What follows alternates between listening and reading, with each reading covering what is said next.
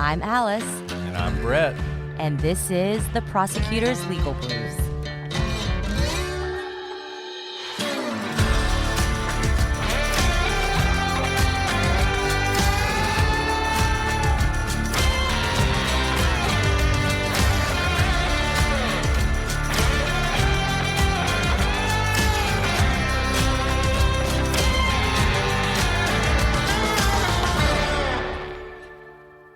Welcome back to the Prosecutor's Legal Briefs. I'm your host, Alice, and I'm joined, as always, by my relieved co-host, Brett. So relieved, Alice. I can't even tell you how relieved I am. And this is something, obviously, we're talking about the Delphi case. We've been waiting now 4 days while the jury deliberated. But, I mean, this has really been a wait that's been going on since 2017. And this is a case that I think means a lot to so many people because of the innocence that was taken here and what it represented. And it's a case that meant a lot to us. It's one that we covered very early on. I mean, honestly, I think it was the first case we did well. I like to tell people that. And having had the opportunity to meet the families, I just ached for them and what they were going through. And I can't imagine what they've gone through these last 7 years and these last couple years since Richard Allen was arrested. And now to finally have a verdict in the case is really, it's hard to describe what they must be going through.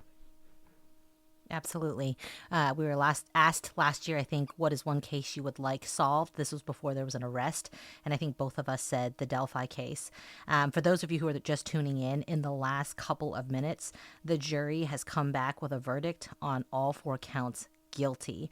Richard Allen is guilty of the murders of Liberty German and Abby Williams. And this is such a relief because if you've been following this case, yes, while the trial's been 3 weeks long, which is a lengthy trial, sure, in any sense, but it is the circus surrounding this case that has led to where we are today. And I know many of you have been holding with bated breath because we have said before the prosecution presented a very clean, very tight, very evidentiary-based timeline to show that Richard Allen was guilty of these murders. But there was a lot of noise in the YouTube and Reddit world, sparked with conspiracies devoid of evidence that should have had no bearing in the courtroom. And today we get to say that it seems that justice has been done, that the noise that is devoid of evidence has not made its way into the jury deliberation room. And they delivered, I think, what is a just and very defensible verdict. Yeah, and let's talk about that briefly. I mean, one thing I would say to everybody out there, whatever your personal views are on this case, respect the jury and respect their decision. We were talking in the chat, one of the chats on the gallery while we were waiting on the verdict. And one of the things I said was, if it's a not guilty verdict, I will be at peace with it. Because if 12 people came together, looked at the evidence, weighed it, and said, sorry, the state just didn't get there, that's something, that's our system. And it's something that I would not have been happy with, I would have disagreed with, but it's something I would have respected. And I think instead, you had 12 jurors who saw all this evidence, who were in the court every day, who came in with no agenda, no preconceived notions. Money wasn't on the line for them. It didn't matter which way this came out. This wasn't about ratings for them. This was about finding justice. And they deliberated for 4 days. They started on Thursday. They worked on Friday and Saturday. Yesterday was a day where I bet all 12 of them, while they had the day off, were thinking through this case. They came together today and essentially, after probably about 3 or 4 hours of deliberating, came to this verdict. And I think it's something that we should respect, and it's a testament to the jury system and how we do things in this country. That's how we make decisions, not based on tweets or based on, what podcaster has the most listeners. The second thing I'll say, Alice said a defensible case. One thing people are always concerned about are the appeals. I'm an appellate lawyer. I'm a criminal appellate lawyer. I can tell you a couple things for sure. Number one, there will not be a successful ineffective assistance of counsel claim in this case. It's not going to happen. There were people throughout the trial that worried about that because of various criticisms of the defense team. Understand, criticizing the defense team doesn't mean they're ineffective. It doesn't mean they're incompetent. As a matter of fact, if what you say is, man, if it were me, I would have done this thing, you automatically lose that because that's a strategic or a tactical decision, and those are completely in the discretion of the defense. So their decision to go with a someone took the girls away theory is not something that will ever be ineffective. So even if you think they should have just tried to poke holes, why didn't they do that? It'll never be ineffective. Ineffective would be something like, think of the Adnan Syed case. Someone comes to you and says, hey, your client, I have an ironclad alibi for them. I was with them the whole time. You should put me on the stand. And you're just like, whatever. And you don't put them on the stand. Your guy's found guilty. And then it comes out later on that you knew this, or should have known about this, should have investigated this, should have looked into it. That would be ineffective. Now, if you looked into it and said, I don't think that person is credible, which incidentally is probably what happened in the Adnan Syed case. If you do that, that is not ineffective. That, once again, is a strategic decision. There is nothing the defense did in this case that will undermine this conviction. Alice, I don't know if you have an opinion on that or not. No, I think that's exactly right.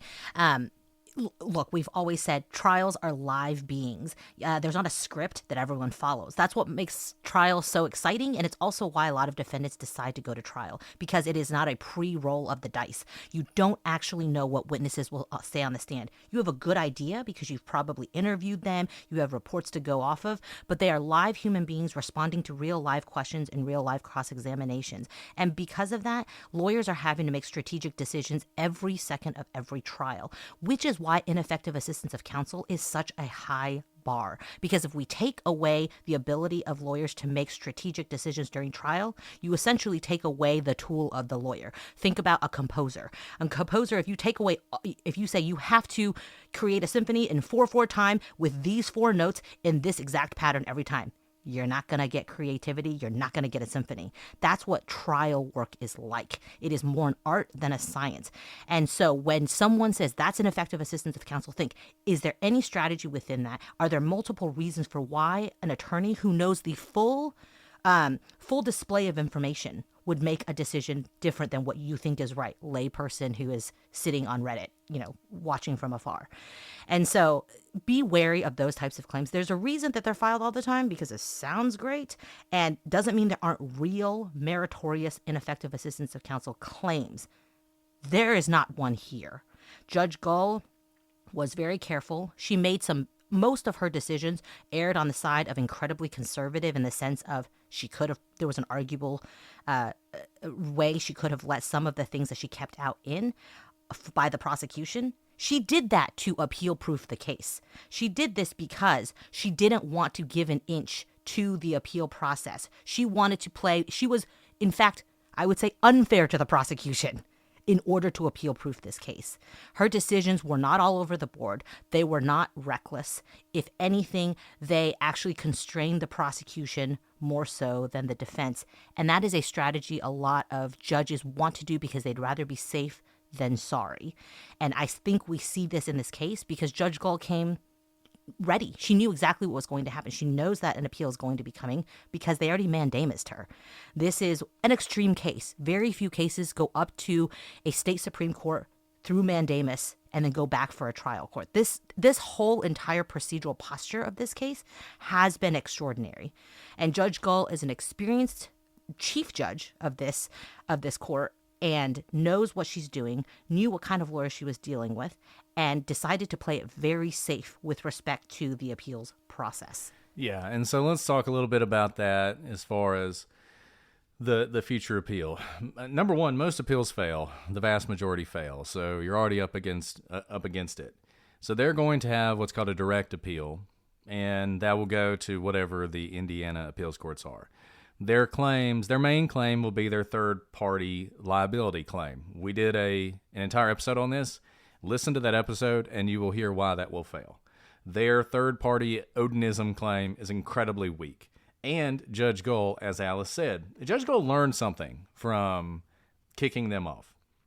Number one, at the time, it irritated me that they got back on. Now I'm really glad they did, because that's another issue that's off, right? So, that issue is dead. He got the lawyers he wanted. That issue is dead and gone. And as a matter of fact, any ineffective claim for leaking the photos, also dead and gone, because he's waived that. So we're good on that issue. And remember, the court that ruled on these is the court that would be ultimately hearing the very end of these appeals, the Indiana Supreme Court. They jumped all the way to the Indiana Supreme Court. Not every case, before trial, before verdict gets to go all the way to the Indiana Supreme Court. So they've already known and seen how this is all played out. And that's who would be hearing these appeals ultimately if they decide to, go all the way there. The other thing the Indiana Supreme Court has already ruled on, I think multiple times at this point, is that Judge Gohl was not a biased jurist. The defense, they kept trying to remove her, so they have now made their arguments. It's law of the case that she wasn't biased against them. They made those arguments, they were rejected, so that's gone. So you have the Odinism thing. Well, as I was saying, she learned something from that whole removing the lawyers, because what did she do there? She did what I think was legally defensible. She removed them because of their incompetence, because they were in contempt of court through their incompetence, because they allowed these photographs to leak that now, by the way, are all over the internet. So, but what did she not do? She didn't have a hearing. She didn't make a record. That is not the case with the Odinism theory. She had a 3-day hearing where the defense was able to put on the best they could for Odinism. And the prosecution was able to cross-examine their witnesses, where a record was created. So now you can see exactly what they would have put before the jury, and it fell absolutely flat.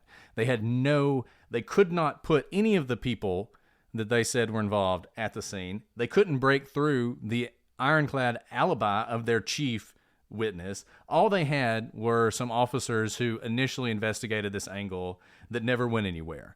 That is a loser. They're going to lose on that. If I will be stunned if they get any traction whatsoever on the third party stuff. I mean, number one, this is an evidentiary decision by the judge. There's going to be some discretion there, and you have to weigh it against the evidence that we have. So you have Odinism up against all the evidence that was presented at trial. It is an incredibly high hurdle for this defense team to try and cross with the Odinism theory. Yeah, in a lot of ways, like we said, Judge Gull learned from the first instance when she kicked off this defense team. Remember, we'd been really hard on her. We said that decision seemed to be made behind doors without a record. And if that had stayed the case, I do think there are some appeal points that would have been appealing or made me a little bit nervous once a verdict was reached.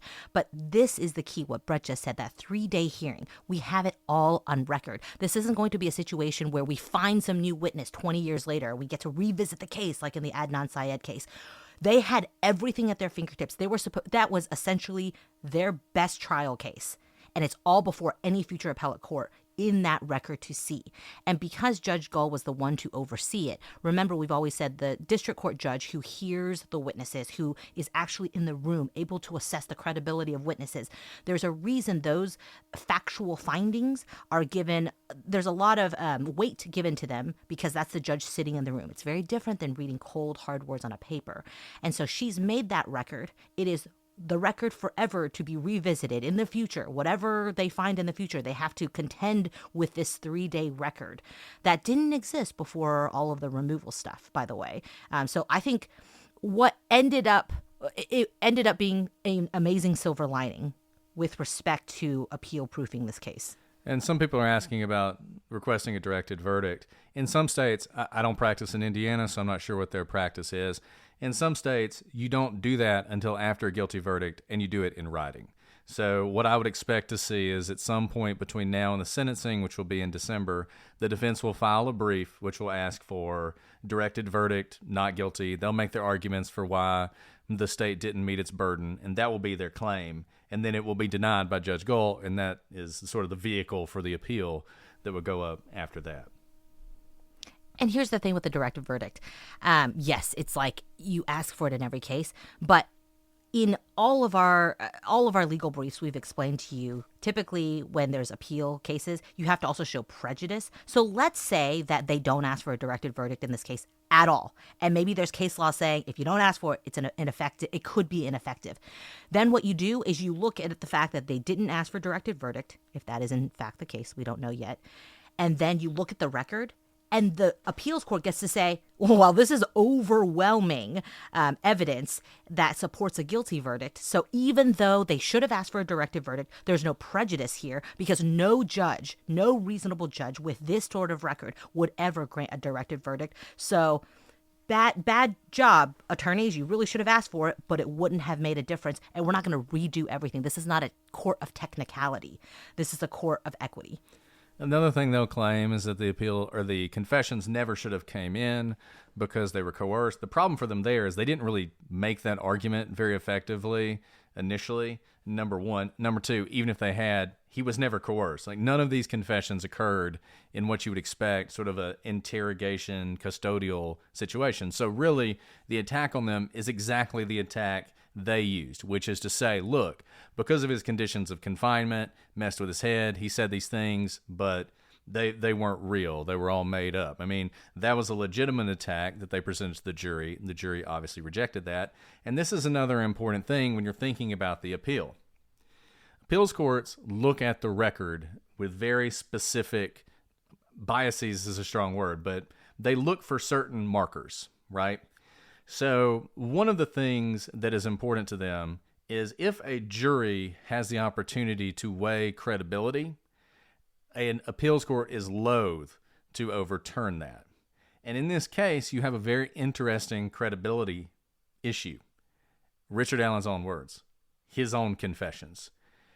The fact that the jury convicted with those confessions, whatever you think about them, whether you think they were legitimate, whether you think they were the result of torture, the jury heard them, the jury heard those arguments, and the jury found those confessions to be credible. And an appeals court can basically say, look, you wanted to put your Odinism on, fine. Let's say you should have been able to do it. That's not the end of it. You also have to look at prejudice. And what you can say is, even if the jury had heard your Odinism theory, giving it all the credit it deserves, they also would have heard Richard Allen's own words saying that he did this, providing details that only the killer would have known. And we know that they gave credit to those because they convicted him. And I think you're going to see something like that from the court when they write it. They may not even directly address the third party thing. A lot of times what a court will do is say, look, even assuming you're right, you still lose for all these reasons. And part of the reason is the jury doesn't have to say. The jury's free to talk. I don't know Indiana specific law, but before deliberations, before a verdict, they can't talk to anybody, right? But afterwards, it's up to them whether they want to talk to the press. But the jury never has to explain its verdict. The verdict form is very clear. There are two boxes: guilty, not guilty, next to each charge. So I haven't seen the verdict form, but I assume there are 4 charges, and then you just check a box: guilty, not guilty for each. And that is it. You do not have to explain which particular pieces of facts help support which elements. That's why jury nullification is a thing. The reason a jury can nullify, and what jury nullification means is to not follow the letter of the law, is because the jury does not have to explain its reasoning whatsoever. And this is part of our judicial system where they get to take in all of these facts. That's why they deliberate in secret, because whatever goes on in the jury room, it's for them to decide. And they decide how they're going to come out in each of these things. And that's why when on appeal, the judge isn't going to try to get into the jurors' minds of how they decided certain things. They're going to look at the record and see if it supports it. Another thing about this, as Alice was saying, the jury never has to explain their verdict. And one of the reasons you should not testify at your trial is because if you testify in your own defense and you are convicted, an appeals court will say the jury heard the defendant's testimony and still convicted. They could have convicted on that basis alone. And that basically undermines all your other potential defenses. You know, you may have great claims and other things, but because the jury heard from you and could have rejected you and decided based solely on listening to you that you're guilty, a lot of times an appeals court will say, doesn't really even matter, this other stuff, because you testified and the jury obviously disbelieved you. This is not a testimony situation. He did not testify, but I think his words are similar, in a similar vein, because the jury was hearing it, because it was contested so vigorously by the defense. I think the jury could say, based on that alone, they're going to convict him. But they also have the other evidence, and we talked about this before. I mean, we focused so much on the confessions, and I remember when we did Murdaugh, we said, Murdaugh testifying in some ways, in sort of this backwards way, was good for him because we were so focused on Murdaugh and what he said on the stand. And was he believable? And do you think he's telling the truth? Or can you buy what he's saying? We were so focused on that we were forgetting about the recording. We were forgetting about the timeline. We were forgetting about all that evidence that would lead you to think he did it. Similar thing here. Because Richard Allen confessed, and we spent so much time on the confessions and so much time on his psychiatrist and watching videos of his treatment in prison and all this other stuff, we were really focused on that, and we forgot about all the evidence that was the basis for the arrest before they had any of these confessions. I mean, there was a time where they were going to go to trial based on what they had without any confessions. And the things like the fact multiple witnesses saw Bridge Guy and saw nobody else that looked like him out there on that trail that day. The fact that Richard Allen put himself there at the time he needed to be there, and then, oh, by the way, when he realized that was a problem, changed his story, a change which was undermined by video of his vehicle arriving at the trail at exactly the time he initially said he got there, the bullet that cycled through his gun. These are all things that were damning for him. The video, the enhanced video. We talked to Kevin and Anya about this yesterday. The video, some people we went through this weird phase in the middle of the trial where people were trying to say Bridge Guy is irrelevant. He just happened to be right there while the girls were getting kidnapped and murdered by somebody else. But it sounds like if you actually saw the video, and we have not, and people have asked questions about the evidence and whether or not it will be available, it will be generally available. These things will all be a matter of public record. There will be transcripts. Not all the evidence will be available, obviously. The really sensitive stuff that should not be public, which unfortunately is to some extent, will remain under wraps, but you're going to see and hear probably everything else at some point. And obviously, look, the number of documentaries and everything else that will be made about this case, there will be no limit to them. But all that evidence was still there, whether or not you had the confessions or not. You don't get inside the jury's head. The jury never has to explain what they do. And because of that, it's the totality of the circumstances, which is why, by the way, when you're the prosecution, you lay out such a fulsome case. You don't know what's going to resonate with the jury, but also on appeal, you want to give lots of avenues in which to let the jury reach the verdict. Because this is kind of a choose your own adventure, right? There's not like one specific path where it's like the best kind of case doesn't just give you one piece of evidence for every element of the crime. It would be great if you had like a dozen reasons to find for each element of the crime, because then on appeal, the judge is like, there's so many different points that the jury could have latched onto in order to find support for the verdict. Yeah, and we can talk more about this. I'm sure people will have questions, but I want to make sure to point out some real heroes in this case. I think the Delphi Police Unified Command, they have obviously received a lot of criticism. When you go into a trial, if you're a cop, you're going to be criticized. Every single thing you do and did will be scrutinized and criticized. And in this case, you'll be called Odinist. You'll be accused of framing people, of planting evidence. All that's going to happen to you. But I think what we actually have in the real world, not in the true crime world, but in the real world, you have a group of people who, Carter, Superintendent Carter on down, who promised that they would not stop until they solved this case, and they didn't. They fought for years for these girls. When people like me, I won't loop Alice in, wondered whether this case would ever be solved or whether they would ever make any progress, they kept going. And they saw their promise through to the end. And let me say something on this, because it was kind of made an issue in opening and closing statement, but there was nothing in between by the defense about the FBI stepping out of the case.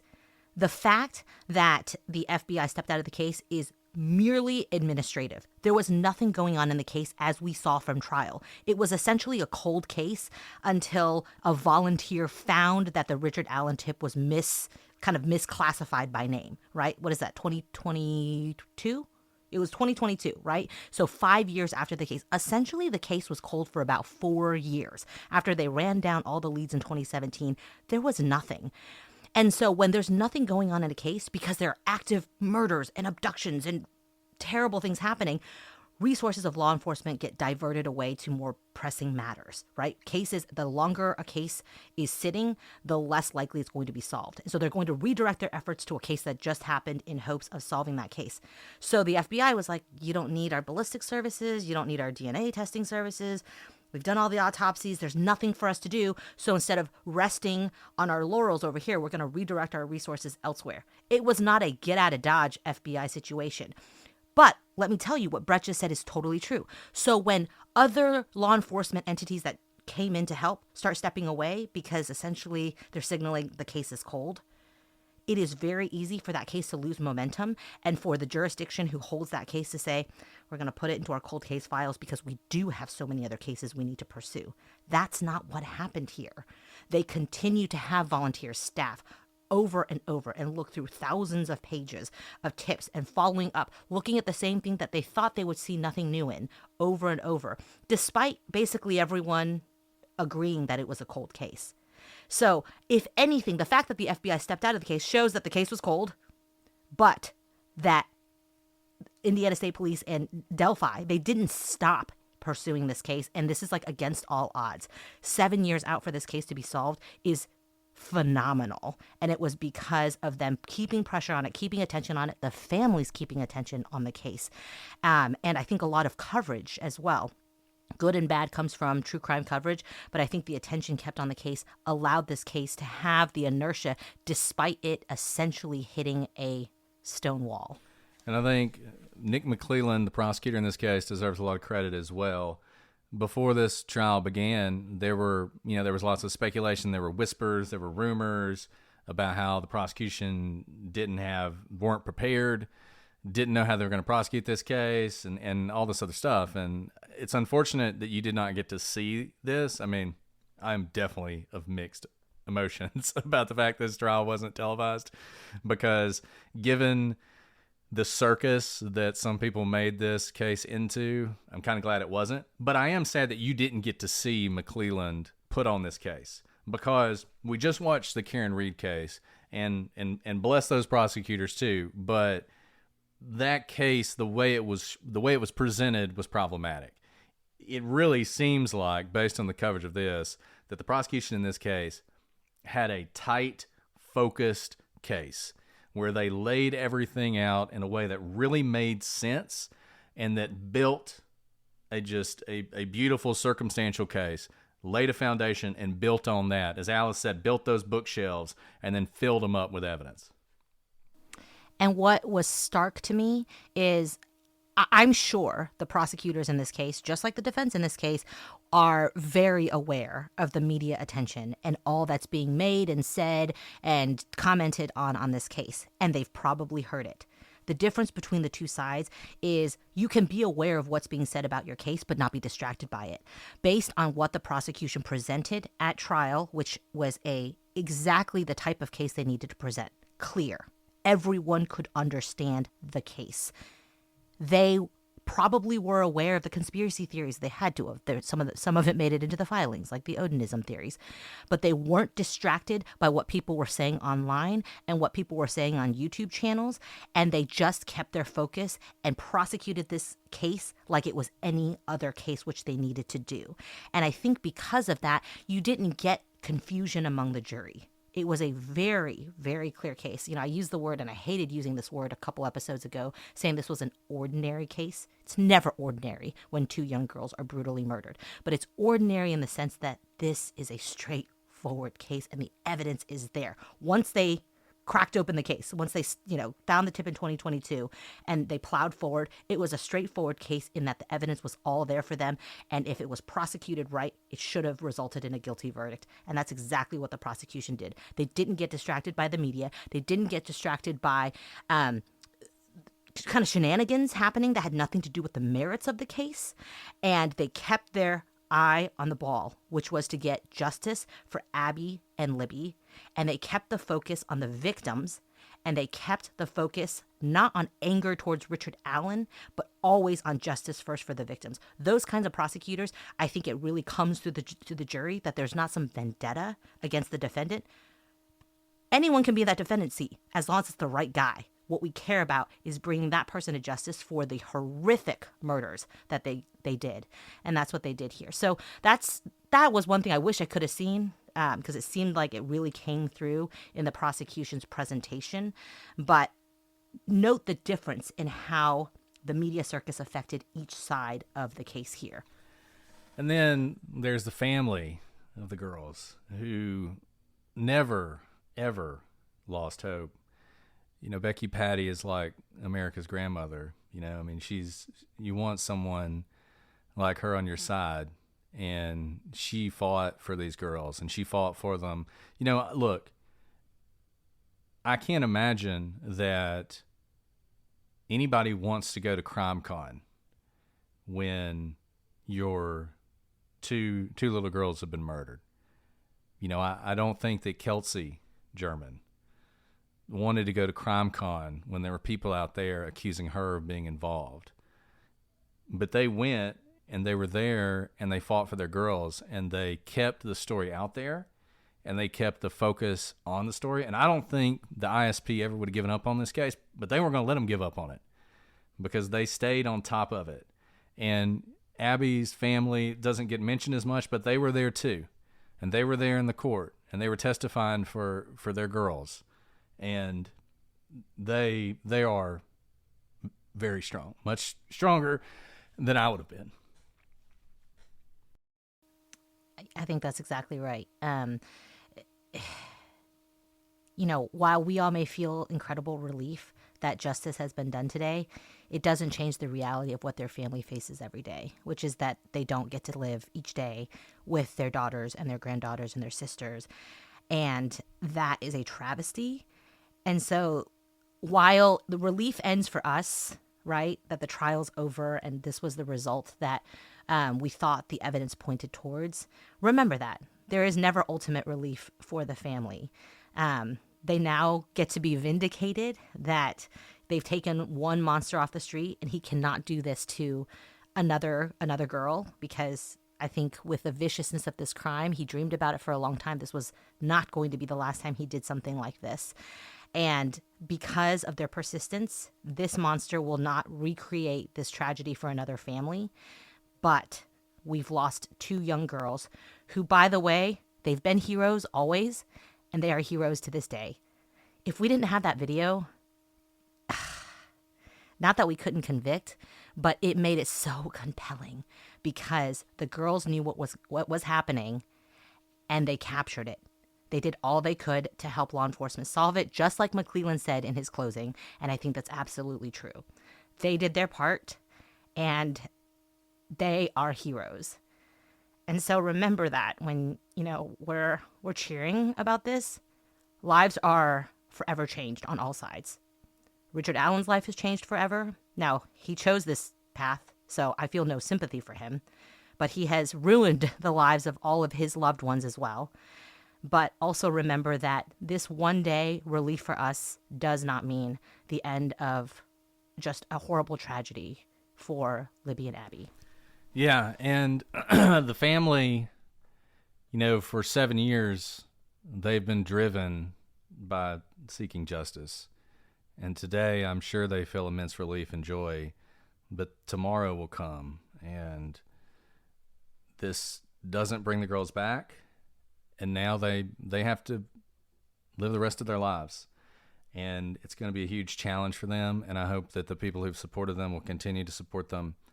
You know, we've talked before about how to keep the memory of Abby and Libby alive. There's the Abby and Libby Memorial Park, which you can find online, which is taking donations. I believe there's also a scholarship fund, which as soon as we get information about that, we'll be sure to share with all of you.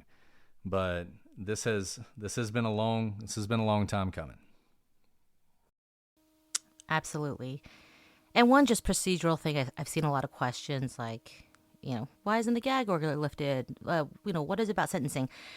Procedurally, the verdict is a big deal. The trial is a big deal. We have a verdict now. There are a lot of post-trial motions that are going to be filed. Do not freak out when you see a bunch of motions filed. That is always the case. This district court case is actually not even final yet. He has to be sentenced first, and then there's a final judgment in the case before any appeals can take place. So procedurally, this case still has some time to go, and it is not over by the standards of the court. So a verdict is a big deal, but it is not the end of this case. So when you see additional action, it's clickbait. They're not overturning the verdict. It's too early for that. There's not even a final judgment in this case. I would be shocked, because of all the reasons we said at the beginning of this episode, if this verdict is ever overturned. And it's in huge part because the prosecution put forth such a strong, tight case, and it was efficiently and well run by Judge Gull. And the defense asked for a lot of things to be on the record and in writing that it ties their future arguments. So they are bound by a lot of the things that have already happened so far. So that's all to say, today is a big day. It's not the end of this case, but also be wary of any additional news you may see in the coming months that say, verdicts revisited, etc., something like that. So I don't think that will be the case. But thank you guys for joining us on this journey. I mean, this is one of the first cases we covered, and we feel very, invested in this case for many reasons. Probably like many of you, we want to live in a world where monsters like Richard Allen don't exist, but the reality, based on our own personal experience in law enforcement, is they're all too common. This is but one of so many cases. And the more we know how to look out for our community members and to look out for people who look like the rest of us, who live among us, who could be monsters who are just hiding behind a corner waiting to devastate lives. But with stronger communities, I think we can really be a protection for our community against these types of monsters. And today, there's one fewer monster on the street. And I think Alice is right, and we all enjoy true crime. We're all here for a reason, but at the bottom of all of this is the pursuit of justice. And justice is not just about bringing vindication to a victim. It's also about protecting all of us. And we have to, monsters like this can't be on the street. Richard Allen was a dangerous man. I think he built up to this over a long period of time. If he had been released, if he had not been convicted, I shudder to think what he would have done.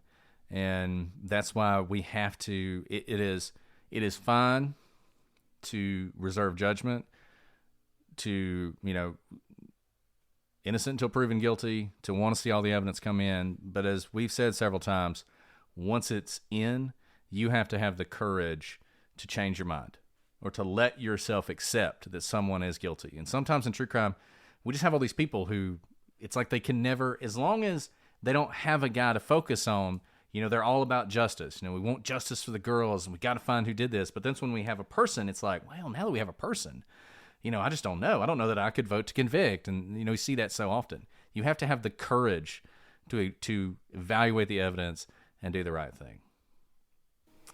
And just because we all know it's coming, this is my plea to all the funders out there who fund all the media of these documentaries.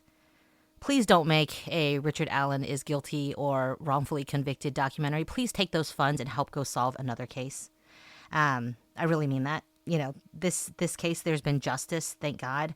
We don't need to waste money on people who are very clearly guilty in an entertainment way. He's entitled to the appeals that he wants. Let him have those. But don't click on those documentaries. Don't read those stories. And read the court filings. They're all in writing. They're fantastic court filings in this case. But don't give money to the people who want to just throw money at the innocent camp or the wrongfully convicted camp for this case. Direct those funds to worthy cases. There are so many tragedies like Libby and Abby's that are unsolved as well. Let's go make a difference in those cases instead of digging a hole that doesn't need to be dug here. Wow. Thank you guys for joining us on literally no notice. And I just, everyone who's been covering this case, who's been waiting in line to get in to give us coverage, I appreciate their time because I know it was really difficult to be able to get information to the outside world. We did not sit in the courtroom at any point, but we benefited from their reporting. And we hope that we've been able to give a little insight on the procedural posture of this case. And for one, I'm so deeply relieved for Libby and Abby, and I thank them for, letting us talk about their case in order to make much bigger points about true crime, about the judicial system. And I hope this is a turning point for conspiracy theories of, the cops are always wrong, prosecutors are always crooked, whatever is coming out of this case. I hope this shines such a light on what good prosecution and what good investigation and what good family members and community members can do in a case to bring justice when there's been a horrible tragedy. Thank you guys for following along with us. And Brett, do you have any last words on this big day? I just want to echo something you said earlier. The girls solved their own murder, and they were so brave. And I think that's something that should never be forgotten. Amen to that. Well, to Abby and Libby's family, we continue to think about you because we know that this is just a new chapter in your grief. And thank you guys for allowing us to be part of this journey. And until next time, I'm Alice. And I'm Brett. And this is the Prosecutor's Legal Briefs.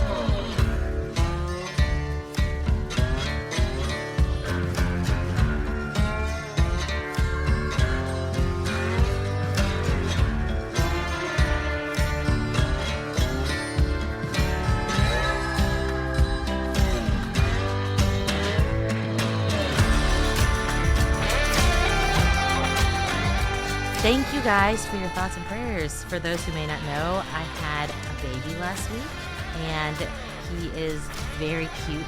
He's still in the NICU. We are hoping we get to bring him home this week. So that is the hope. But all of you NICU parents, Brett included, unless you go through it, you just don't know what it's like. So you guys are incredible because it is a special kind of struggle where you literally have no control, and you just really appreciate everything about each day of your health and whatnot. So I really appreciate being here with you guys, but he's doing so much better. It was really, really rough at the beginning, and I'm sure many of you have been through that same thing, but it was not fun to kind of live hour by hour. But now we're no longer living hour by hour. We're just waiting for the days until we can come home.